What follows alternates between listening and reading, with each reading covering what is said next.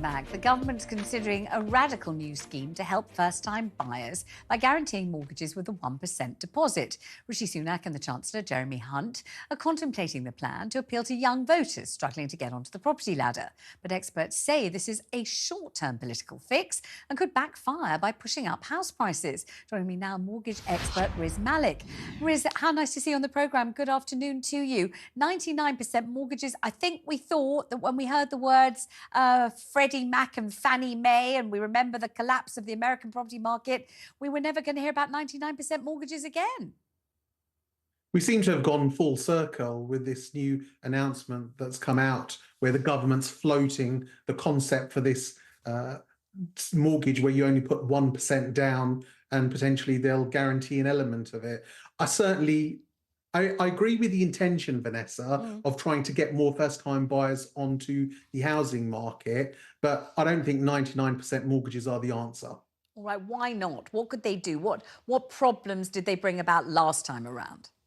So previously, 100% mortgages have worked and they have worked successfully.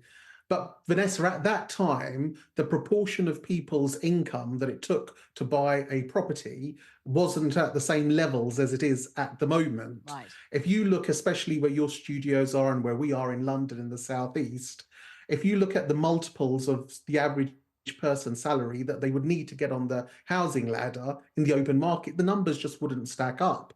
So it may have worked previously with 100% mortgages and it would have helped previous generation get onto the ladder.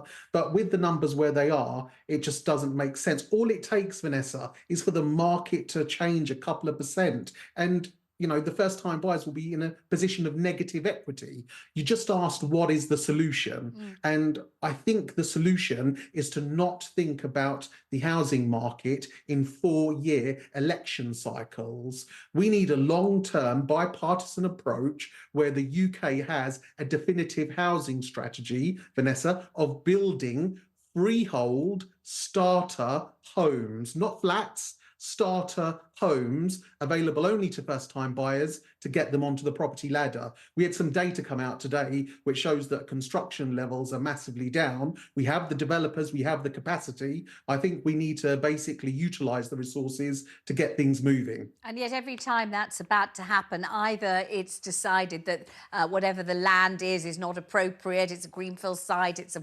Gravefield site, nobody can build any houses. Then there's the NIMBYism, not here, actually nowhere at all. Then there's a talk of cutting through the red tape so that it can all happen more quickly. Some of that red tape is impermeable, no one can ever cut through it. There's so much said about construction and building, and so little building, isn't there? You feel as though no government for what, the last, I don't know, 80 years has had the will.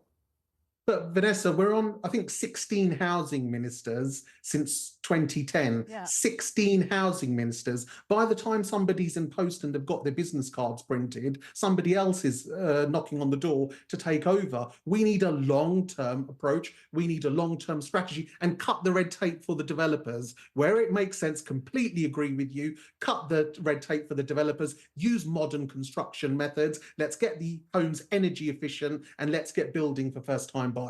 I have to say, you're very eloquent, you're very fluent. It's not the first time I've heard that suggestion. I've probably heard that suggestion, I don't know, 6 times a year minimum for the last 500 years since I was a child broadcaster.